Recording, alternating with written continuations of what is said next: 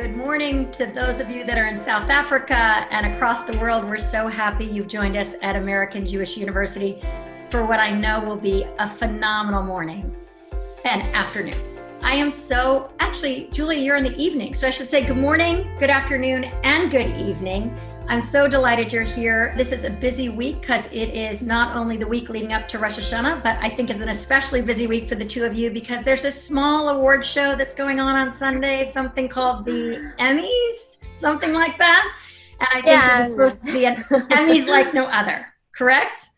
Yeah, well, it's wonderful what's happened, and I can say this, Chris, I'm sure agrees with me, but that everybody's been watching this show, but, there's obviously bigger problems in the world. And, it's an unfortunate that we can't attend the Emmys in a normal way, but, at least we have Zoom. You know what, we're going to talk about it, but before we even jump into all those questions, I just want to remind everybody, you joined B'Yachad Together, spirited by American Jewish University. For those of you that don't know us, we are that little gem on the hill with the Brandeis Bardeen campus, our Ziegler School of Rabbinic Studies. But B'Yachad Together has had over 150 conversations. We've registered over 50,000 people. But I think I'm so personally excited today. One, because Chris and I have a personal relationship, and I am so grateful and I'm so honored to host you on the platform. And Julie, I'm such a big fan. I want to take a moment to introduce you both professionally. So first, some of you may know Julia Garner. She won her first Emmy last year as Best Supporting Actress in a Drama Series, and she will make history when she wins it this Sunday. I don't know. I'm just putting in a good word from God. Your work has been described as heartbreaking and work of staggering genius. I couldn't stop watching Dirty John in that last scene. I kept repeating it over and over again. What I love most about you, and what I've heard so much and so often, is that you're a proud Jew. You're from Riverdale in the Bronx, a New Yorker, so that accent in Ozark is truly acting. And your mother is a comedian from Israel, father from Shaker Heights, and we want to wish you a mazel tov as you're a newlywed to Mark Foster. I'm so delighted that you're here today. Thank you so much for having me. And Chris, I cannot thank you enough for being here. You are also up for multiple Emmys, but one individually just for writing. But as you know, in season 1, Ozark had 5 nominations. And this season, season 3, has 18. And you're the showrunner, the writer, I could give you 100 titles. I am so excited for you. I have no doubt that you will take home the Emmy on Sunday. And our family will be cheering from our Zoom cameras. Prior to Ozark, you're a writer for Criminal Minds, another phenomenal show. You spent 11 years as a writer for Rolling Stone magazine. And what I love best about you is that I know you personally, and you are what Julie and I both describe as a mensch. It's the Yiddish word for a really good man, a good father, a good husband, a good producer. And in life, that's really what God wants of us. And so I want to say thank you also for being here. Thank you. I appreciate that. That's really sweet of you. So this week we want to talk about the Jewish roadmap to the Emmys, because it's an especially important week for the Jewish tradition, because we're leading up to Rosh Hashanah, and God is supposedly opening the books to see how we're doing. So I want to talk to you first a little bit about the show. Then I want to talk to you a little bit both about your upbringings and where you came from. And then we'll open it up for questions, because I know our audience has so many, and I know there's a lot of people rooting for you. So I'm going to start with you, Chris, and let Julia take a second to get settled. What made you want to write such a dark show? Because this is a genre. I wonder what you dream about at night. My mom asks me these kind of questions a lot. What I actually love about the show, it is a really dark show in a lot of ways. That's where a lot of drama takes place. Honestly. I'm drawn to dark things because they can actually hold a lot of different emotions. The thing that I really love about Ozark is we can be frightening, we can actually be sentimental, we can be funny, we can be violent at times. It really encompasses a lot of different things. It be about a lot of different things, and the fact that it's a dark show is just like, to me, it's a tense show. You know what I mean? sometimes the highest compliment we can get, where people say like, oh my God, I felt like I was gonna have a heart attack the entire time I was watching that episode. And so to me, it's like that, holding that tension so that then we can have scenes that just like then suddenly like breathe and they're on their own, and you're just like watching two people have a really long conversation about something, and yet you're still tense from the main plot that's going on. You know what I mean? I like that balance in things. Right. It's a roller coaster of emotions. Is that what drew you, Julia, to being Ruth? Because she's a dark character, but I find myself cheering for her a lot. Yeah, when I auditioned for this, I got the first episode and a mock scene, and Ruth didn't show up. Ruth wasn't in the first episode, but I just could see from the mock scene how rich this character was, and that there were so many layers. And obviously, as an actor, that's the first thing that you're paying attention to, is if a character is multi-dimensional and has multiple layers, because it just instantly makes it interesting. But she had all of that, and I could also see her flaws, because in the end of the day, people aren't perfect, and that's what I want to play people. I don't want to play a character. Well, I think that's what's really beautiful about the show, is that you really shine a light on humanity and how flawed we are, which is really appropriate to this time of the year when we're looking at our flaws. So, Chris, what would you say you're trying to shine a light on about humanity? I think that people are everything. There are a lot of different. There's good and bad. Our whole show kind of sets up on a different slippery slopes, and people trying to get themselves out of bad situations from bad decisions they made. And those people aren't all bad that did it. They're certainly not all good. Everybody in our show does bad things. Pretty much everyone's compromised in certain ways, and yet they also still love their families, and they also still like have moments of clarity. And so, hopefully the people watching it aren't also, working for big drug cartels, but but you can hopefully also glimpse themselves within those characters, because it's just, we take obviously huge extremes, but we try to give all the characters their dignity, and we try to make them human in the way that everybody who's watching it is a lot of different things at once. Well, one of the greatest teachers, the Rambam in Judaism, talks about that there's a tzaddik, a righteous person, and there's a rasha, a bad person, and then the rest of us, which are Benoni. We're both good and bad, trying to figure it out. It's like in the middle.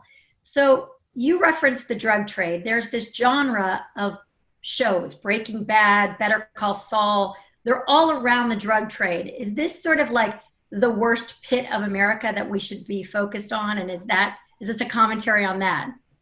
I think to a degree, the drug trade is kind of a stand-in for how to make a lot of money in a very short amount of time. Do you know what I mean? It's like it's more that. I think it's something where the margins are just fantastically huge, and so if someone's going to slip and make a bad decision, they're usually going to do it out of the most greed possible, and it's just somewhere where that can rest. I mean, if you're going to do a show like The Wire, say, that I worship, that really gets into, that's almost like a civics lesson about everything it touches in the best way. I mean, that is the highest compliment. For us, it's more about it's about the greed of it, really. Right, that people can be really at their worst. So, Julia, like, you're with this character who becomes bad because of the people she's with, and then she becomes worse, but she has opportunities to do good. Do you think this is sort of resembling a little bit of like who you hang out with makes you who you are? I mean, I think it's deeper than that. I think it's also a generational thing for Ruth. It's, look at her father, look at her uncles, look at the people that she's around. It's like that whole thing, nature versus nurture. But it's interesting. It's hard to say,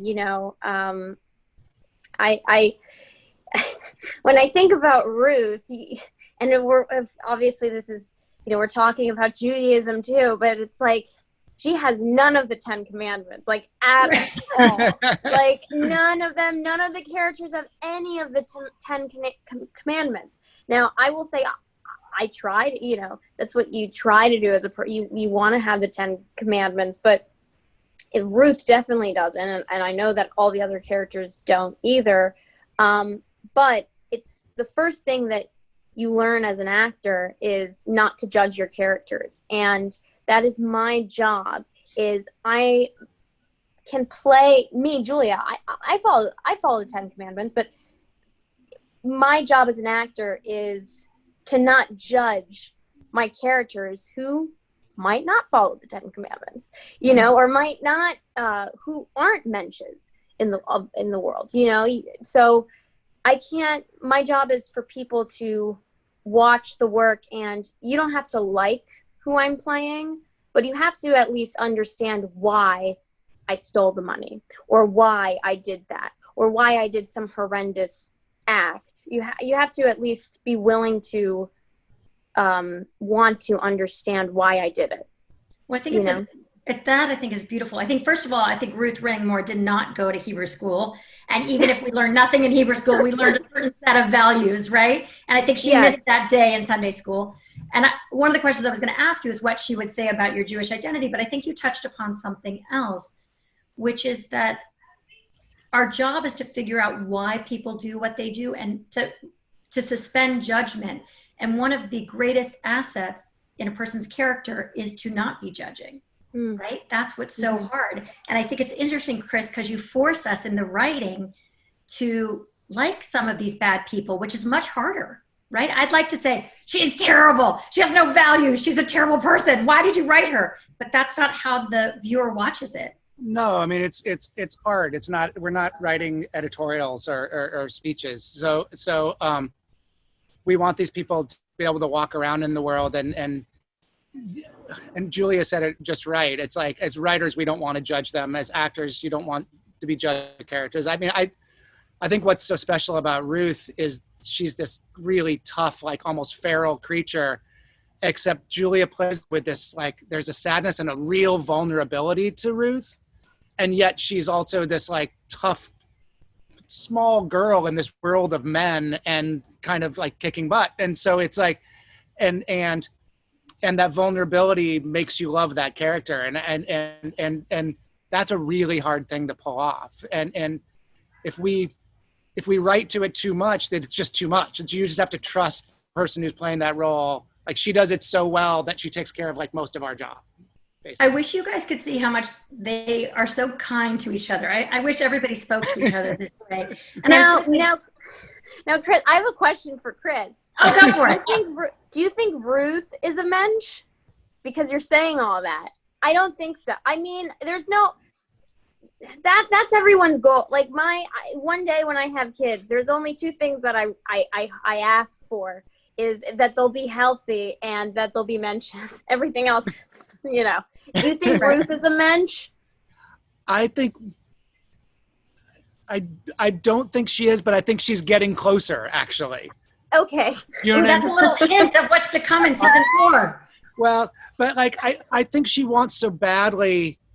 I think she wants so bad to belong in certain ways. And I think she wants so badly to believe that she's worthy of love. I mean, in season 3, it's a lot of having the relationship with Ben, who was Wendy's brother, was really to illuminate in Ruth that she could trust that she was worthy of being loved. And I think that's, if she could get over that hump, I think everything would sort of break for her in a certain way, emotionally. That's the way I always think about it. That was I love that whole section, but I want to turn to you, Julia. What part of your upbringing has shaped, or have you brought to this role or not? Like, what values do you bring, or what do you not bring in spite of it? And tell us a little bit about your childhood, being a nice Jewish girl in the Bronx. Yeah, a modern-ish shtetl, like in Riverdale or whatever. Yeah. I grew up, my mom is Israeli. I'm from New York City, or New York. The thing to me that I feel like New York City and Israel have a lot in common is that they're both melting pots. You have all shapes, and you have all different walks of life coming into Israel and into New York City.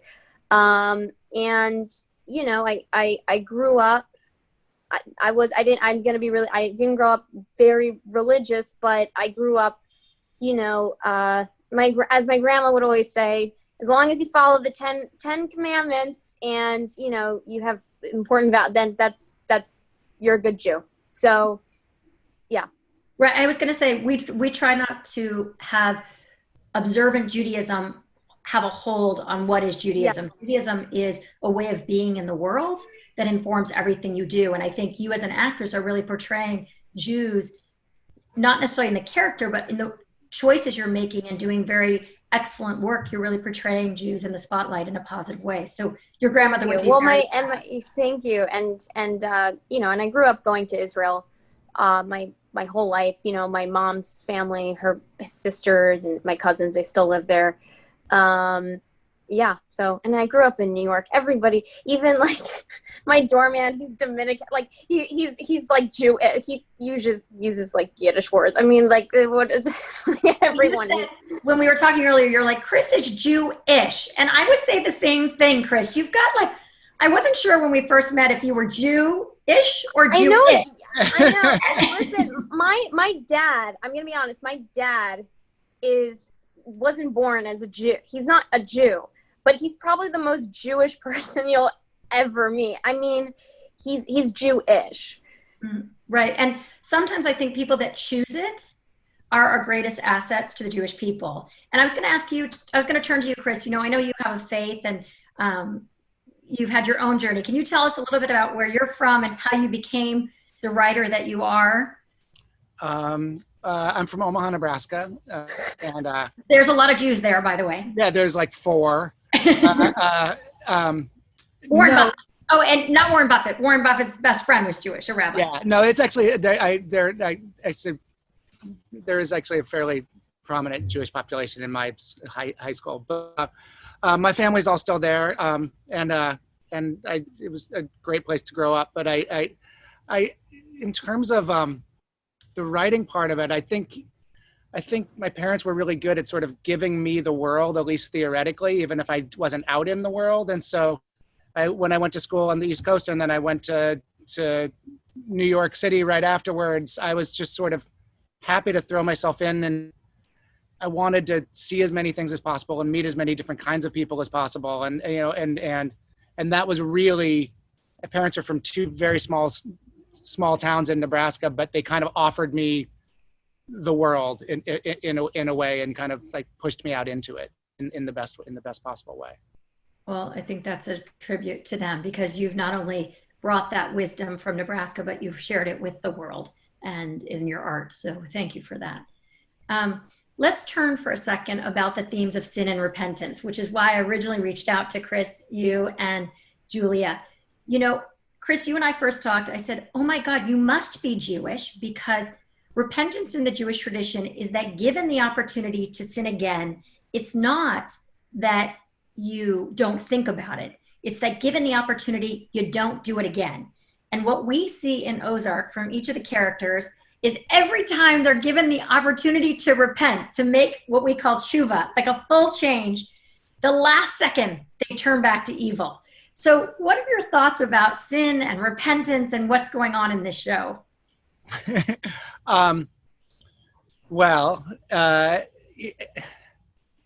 There's more drama born out of bad decisions. So some of it is just as simple as that.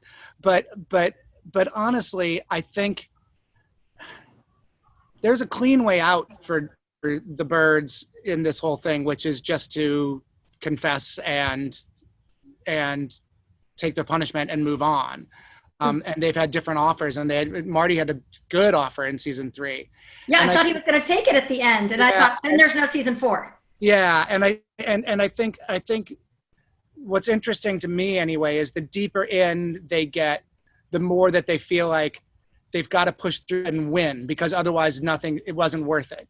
Wendy allowed her brother to be killed, and now it's like, what will this all be about if we don't get out the other side completely clean?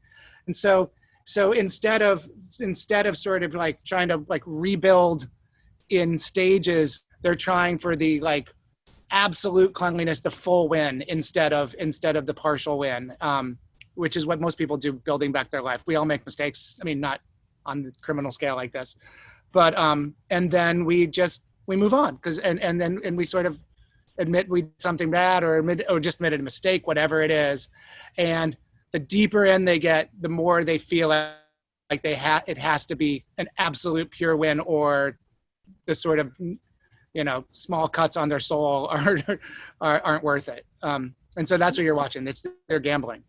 And I was going to say, Julie, this idea that winning contributes to them continuing their evil, it's now being passed to their children, right? It's now become infectious and contagious. And I don't know, how does that feel as you get into season 4 and as you think about it? Maybe you're not there yet, but like, what does that feel like when you're playing this character? Does any part of it ever rub off on you and you think, really? Like, have you had those moments? Well, it's so interesting that you said that, because I always believe that you do what you learn at home. You kind of, and sometimes people aren't even aware that they're doing what they learn at home. So yes, that is, again, that generational thing that I was talking about, even. But you're asking if I am taking on, like, oh really, why am I doing this? No, I'm very different than Ruth, I think. I would think so. Yeah, I can own special category. Yeah. Is there anything that you share with her, like that? Because I think there is a vulnerability. I don't know. Aside from being like a young woman, I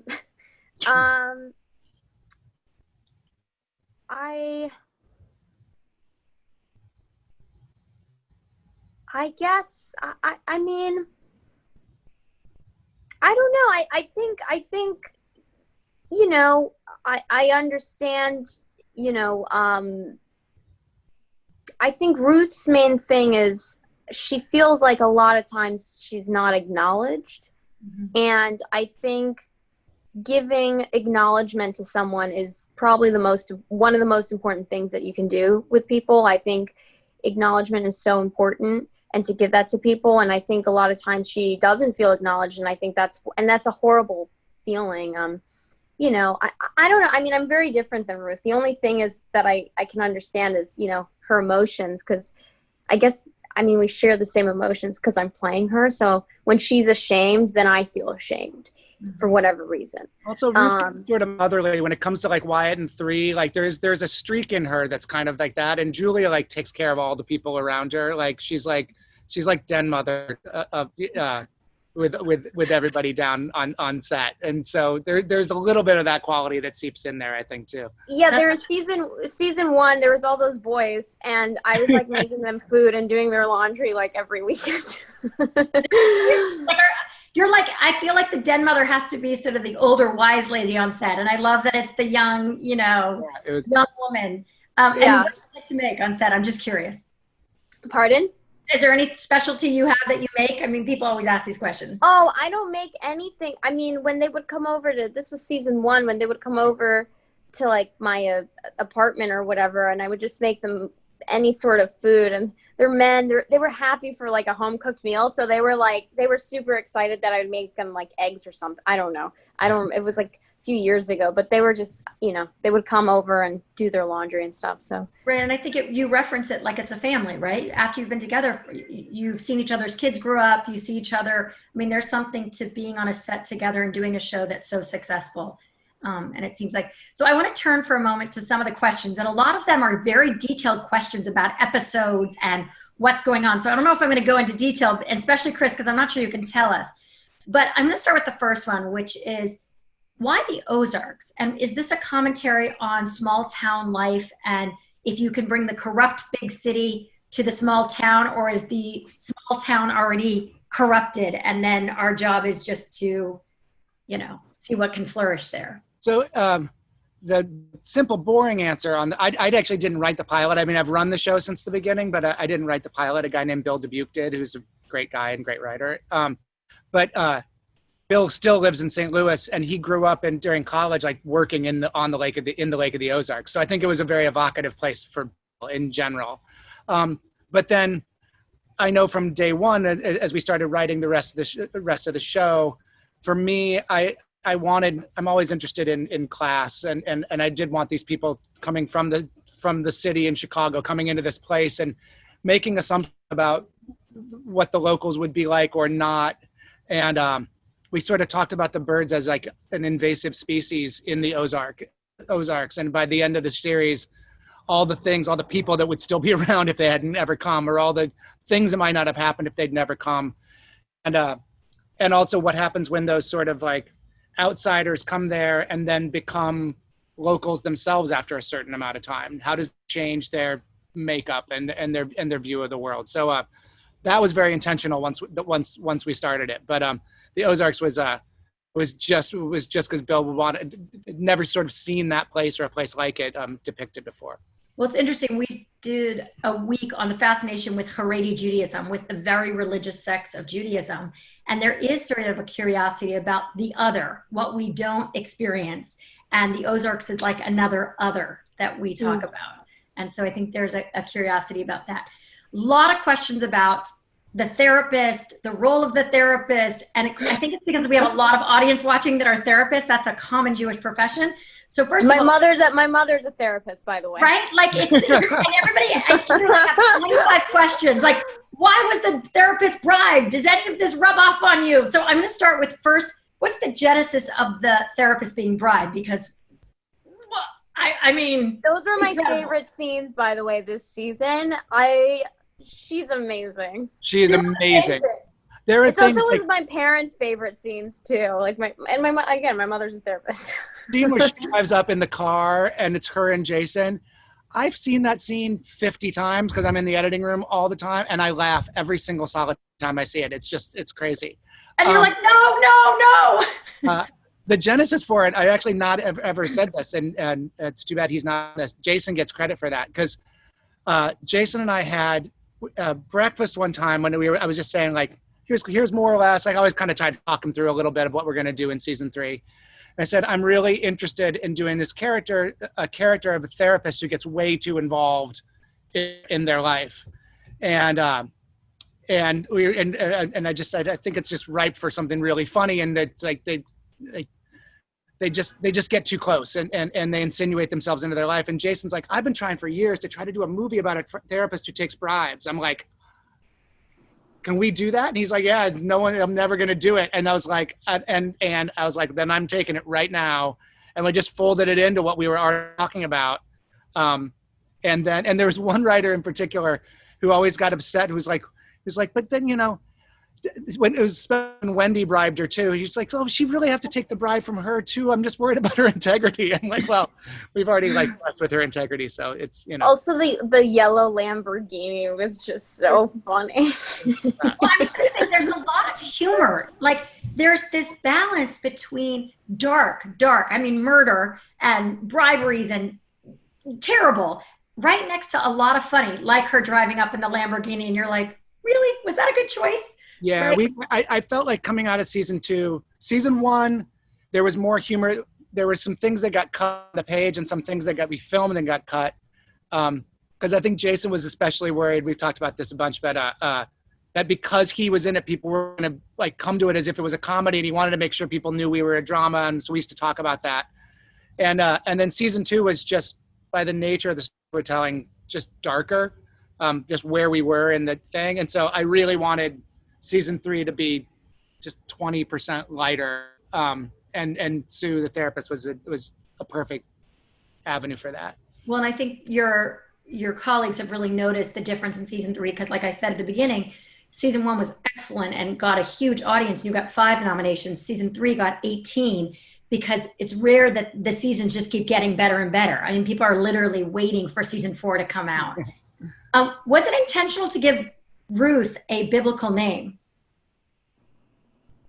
It was not. It was not. It was. I don't know that because it's a very profound character in the Bible. No, it's true. And also ruthless. I mean, there's so many different. Right. No, it's ways true. My grandmother's name was Ruth, but my dad's mother's name was Ruth. But no, it was. There's no. I don't think there was. It's a good happenstance. It's a very good happenstance. And is there what can you imagine, Julia, that Ruth could do to get repentance or be signed into the book of life? I think Ruth would, obviously she has the money that she has. I think if I were, she would have to move away.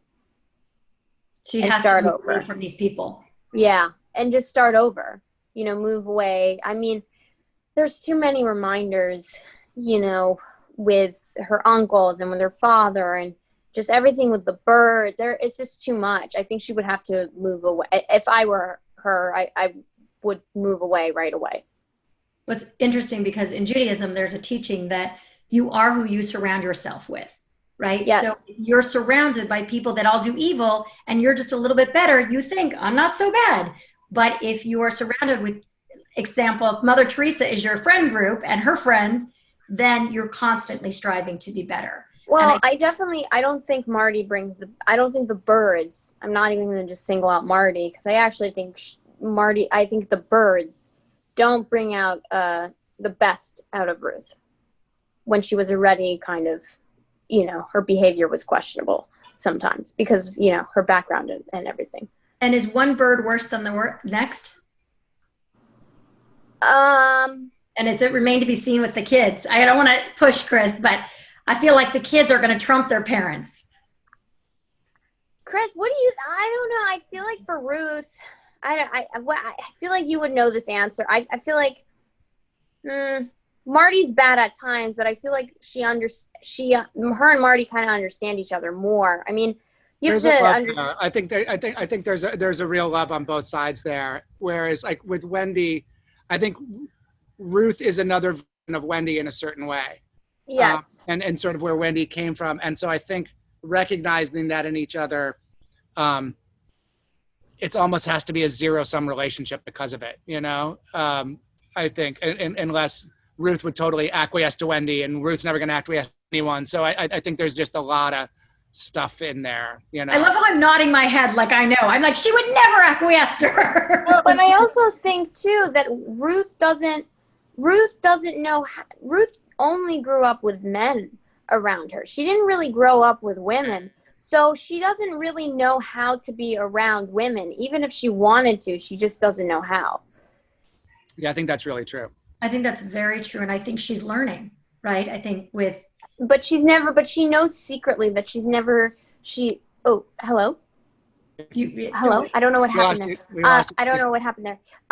She's never going to be like a girl's girl, Yeah, she's not a girly girl. But I was going to say there's a concept in Judaism that one of our viewers wrote, which is called Avera Goreret Avera, which means a sin begets another sin, just like a good deed begets another good deed. And they said the biggest lesson of Ozark is sin begets sin. So once you're in it, you just keep repeating it. And I think, again, Chris, it goes to that I thought you were a Jewish writer because it was a very Jewish themed show. It's very true. That is the pattern on our show. Absolutely.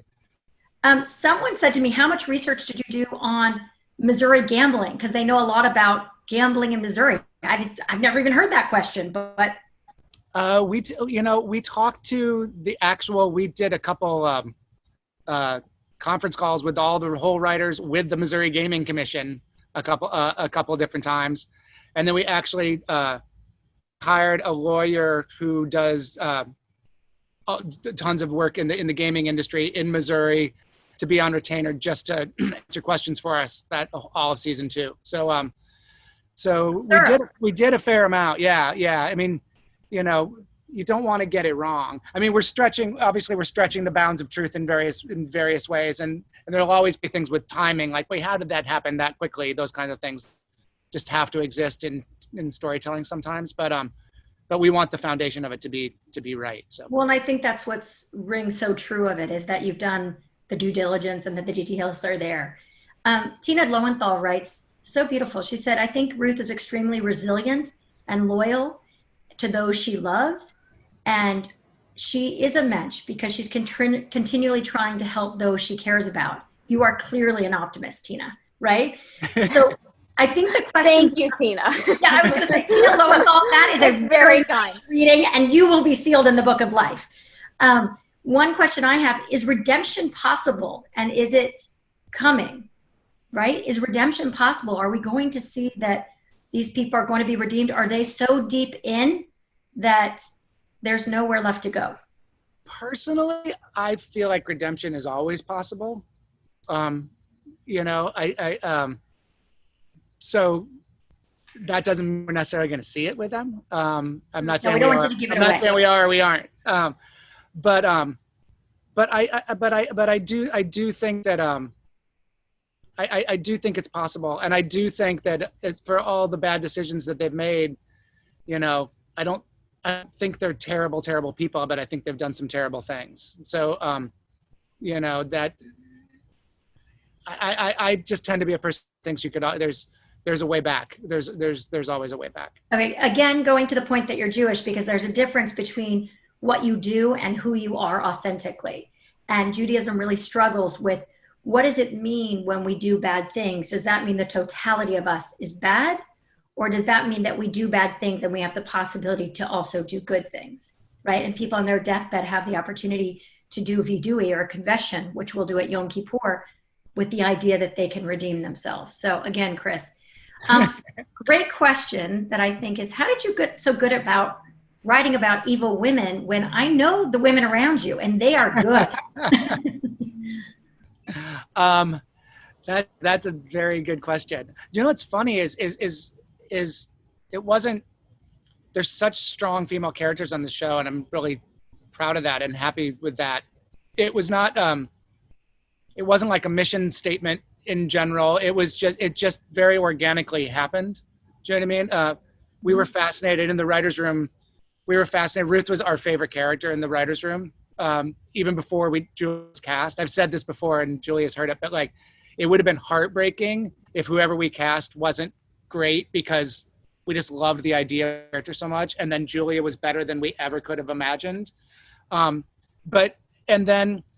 then as we sort of wanted to expand Wendy and really create her, and then when Helen came in and Rachel was in seasons 1 and 2 was really like the strongest kind of real local presence that, you know, I mean, the Langmores are, but they're kind of like the criminal side, but she was just like the more salt of the earth side. So it just, sometimes you just follow the story, and that's what comes out of it. And so that's how we got so many strong female characters. We literally just followed the story. And then, you know, in our world, when we're pushing everything to extreme, we're going to do some really bad things. I don't know. Maybe you burn out all the bad stuff in your imagination, so you don't have to do anything bad in real life. I don't know.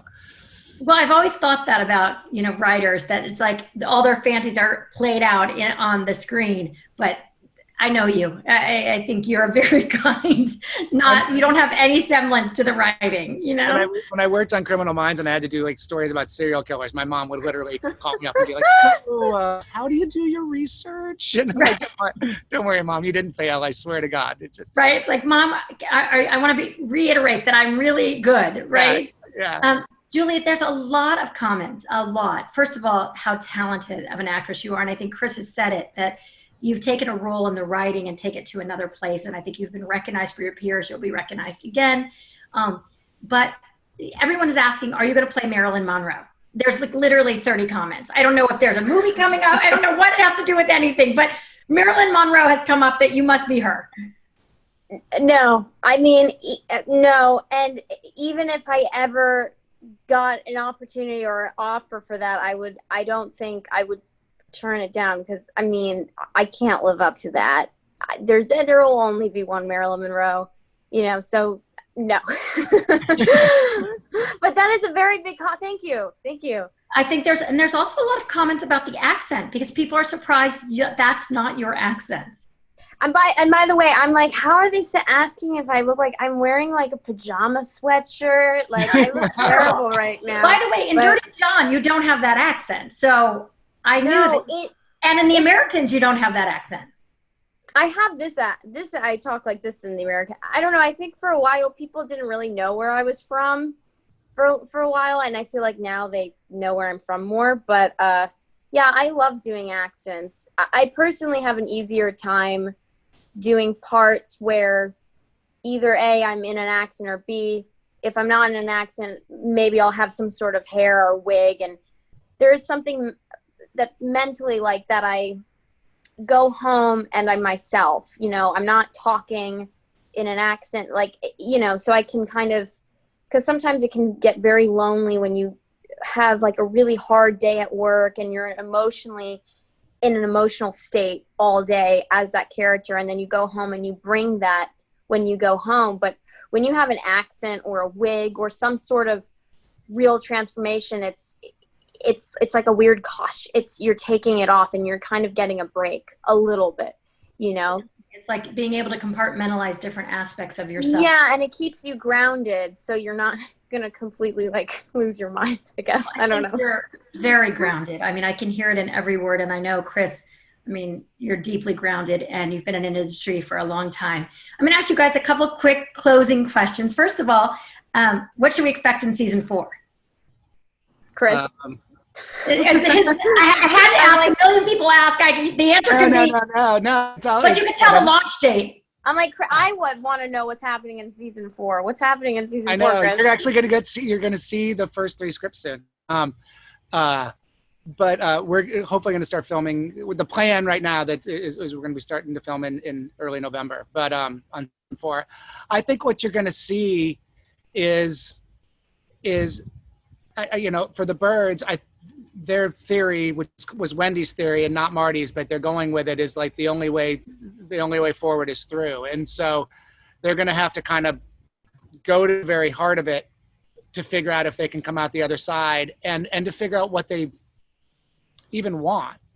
Mm-hmm. Honestly, I think it's brought up things in both of them. I think for Wendy, that as bad as it is, it reawakened something in her too. And does she want to give that part of herself up? And I think it's sort of an interesting question we're going to mess around with.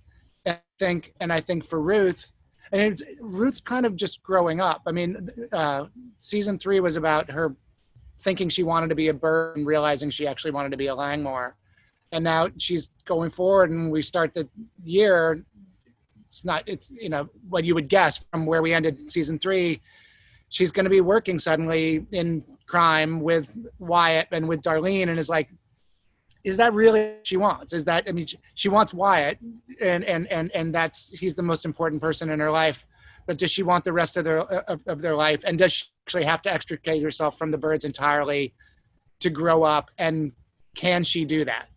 Is it possible? So those are the kind of thematically, with me, the things we're going to be playing with a lot. Those are thematically the exact themes of this season. Like, you sin when you don't stand for something.